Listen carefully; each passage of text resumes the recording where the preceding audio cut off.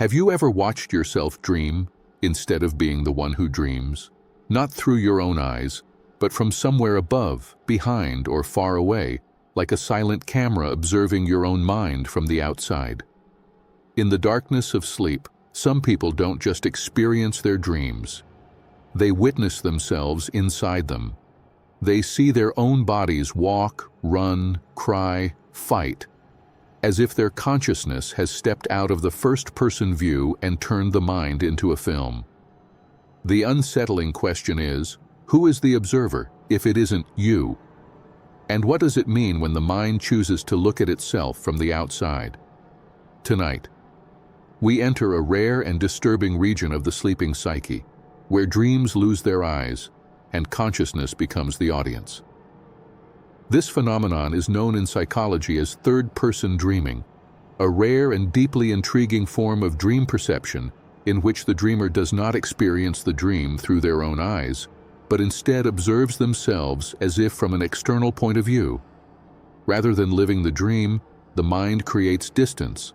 The dreamer becomes both the actor and the witness. In a typical dream, perception is first person. You run, you fall, you speak, all experienced directly from inside your body. But in third-person dreams, the camera shifts. The brain constructs a perspective where you can see your own body inside the dream environment, almost like watching a film of yourself. Why is this strange? Because it breaks one of the fundamental rules of human consciousness. Our experience of reality, waking or dreaming, is normally tied to a single unified point of view. Third-person dreaming fractures that unity. This type of dream is commonly reported during periods of intense emotional processing, trauma recovery, identity crisis, or deep self-reflection. It often appears when the mind is trying to analyze itself rather than simply express emotion. It is not the same as lucid dreaming, where the dreamer becomes aware they are dreaming. In third-person dreams, the dreamer is often not aware. They are simply positioned outside themselves. It feels detached, observational, quiet, sometimes eerie. Many people describe it as watching their own life through invisible glass, seeing themselves speak, act, suffer, love, without fully feeling it. This phenomenon sits at the border between self-awareness and self-estrangement, blurring the line between observer and identity. And this is where things become truly fascinating. Because the mind does not shift the camera view without a reason.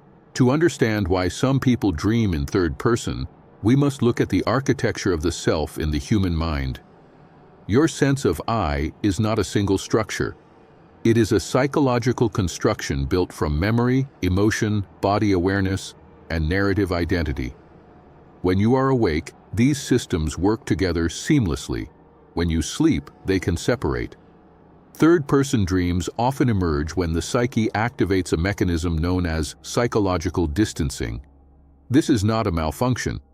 It is a defense. When emotional content is too intense, too complex, or too threatening, the mind steps back. Instead of feeling the event directly, it begins to observe it. The dream becomes a psychological safety chamber, allowing the mind to process overwhelming material without being consumed by it. This is why these dreams are frequently reported by people going through emotional trauma, identity transformation, chronic stress, suppressed guilt or shame, unresolved grief, or prolonged self-analysis. In third-person dreams, the mind splits into two psychological roles: the dream self, the version of you that acts inside the dream; the observer self, the version of you that watches, judges, analyzes. This split mirrors a very real psychological process called dissociation, where the mind temporarily disconnects from certain aspects of experience to maintain stability. But this is not pathological in most cases. In dreams, dissociation becomes symbolic.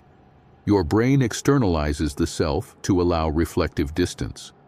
Instead of drowning in memory, you study it. Instead of fearing emotion, you observe it. Some psychologists believe that third-person dreams are the mind's way of asking, Who am I when no one is watching? What pattern do I follow? What version of myself am I becoming? There is also a strong connection to metacognition, the mind's ability to think about itself. In people who are highly introspective, emotionally intelligent, or psychologically sensitive, this phenomenon appears more frequently. The brain naturally builds an internal observer. In these dreams, your mind becomes both the experiment and the scientist. And yet, there is something unsettling about watching yourself move through a world where you have no direct control, a silent tension that reveals something deeper. Sometimes, the observer is created not to understand, but to protect. And that leads us to what happens biologically inside the brain when this shift occurs. When the brain generates a third-person dream, something highly unusual is happening in the neurological choreography of sleep. Most dreams occur during REM sleep, rapid eye movement, the phase where the brain is almost as active as when we are awake. In normal REM dreams, the default mode network and visual association cortex work together to simulate a first-person reality. You see through your own eyes, you act from your own body. But in third-person dreams, the brain activates a different configuration, one that resembles states observed in out-of-body experiences and depersonalization. The key region involved is the temporoparietal junction, TPJ, a region responsible for body ownership, spatial perspective, self-location in space. When this region shows irregular or altered activation during REM sleep, the brain loses the fixed anchor point of "I am inside this body." Instead, the mind constructs the self as an external object. Neuroscientists describe this as perspective decoupling. Your brain separates the sensory self, feeling the body, from the narrative self, watching the body. At the same time, the prefrontal cortex, responsible for self-reflection and analysis, becomes more active than in normal dreams. This creates a highly unusual dream state where observation replaces immersion. Neurotransmitters also change dramatically. During REM, levels of serotonin and norepinephrine drop, while acetylcholine surges. This combination loosens logical structure and increases vivid imagery, allowing the brain to simulate impossible camera angles, floating viewpoints, and cinematic framing. In simpler terms, your brain turns itself into both the camera and the director. Some researchers believe these dreams occur when the brain is trying to reorganize the self-schema, the internal model of who you are. Rather than acting, the brain watches. Rather than participating, it studies. Interestingly, EEG scans show that people who experience third-person dreams tend to have stronger activity in brain regions associated with mental imagery and empathy, suggesting they naturally simulate situations from external viewpoints even when awake. This is not random. It is not hallucination. It is a deliberate neurological shift where the brain experiments with identity itself. And this shift has been observed, measured, and documented in real scientific cases. This phenomenon is not only subjective, it has been observed, measured, and studied inside sleep laboratories. One of the most important early discoveries came from research at Harvard Medical School in the late 1990s. Sleep researchers noticed that a small group of participants consistently reported dreams in which they watched themselves from outside their bodies. When these participants were studied using EEG and PET scans, their brains showed increased activation in the temporoparietal junction and posterior cingulate cortex during REM sleep, exactly the regions responsible for self-location and perspective. But the most fascinating evidence came later. In 2006, neuroscientist Olaf Blanke conducted experiments on perspective shift in conscious states. Although his work focused on awake out-of-body experiences, researchers later observed similar neurological signatures in people who naturally experienced third-person dreams. The overlap was striking. Another documented case emerged from the Max Planck Institute for Brain Research. A group of participants who had experienced trauma were studied over several weeks. Many of them reported recurring third-person dreams. Their dreams were not chaotic or illogical. They were highly structured, emotionally distant, and visually clear. The brain scans suggested that this shift in perspective allowed safer emotional processing, as if the brain were moving painful material to a viewing distance.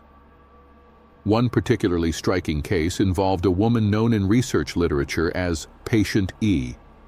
She experienced third-person dreams almost every night. In controlled sleep lab environments, researchers noticed her brain activated regions associated with self-evaluation far more than typical dreamers. Her dreams often replayed real-life situations, but from angles she could never see in waking life, behind herself, above the ceiling, or from across rooms. She described the feeling as, "I don't feel like I'm inside the dream. I feel like I'm studying a version of myself I don't fully know." Modern research using fMRI dream reconstruction techniques has also shown that the visual cortex becomes hyperactive in people reporting cinematic dream perspectives. Their brains behaved more like film editors than explorers. There is no evidence that these dreams are pathological.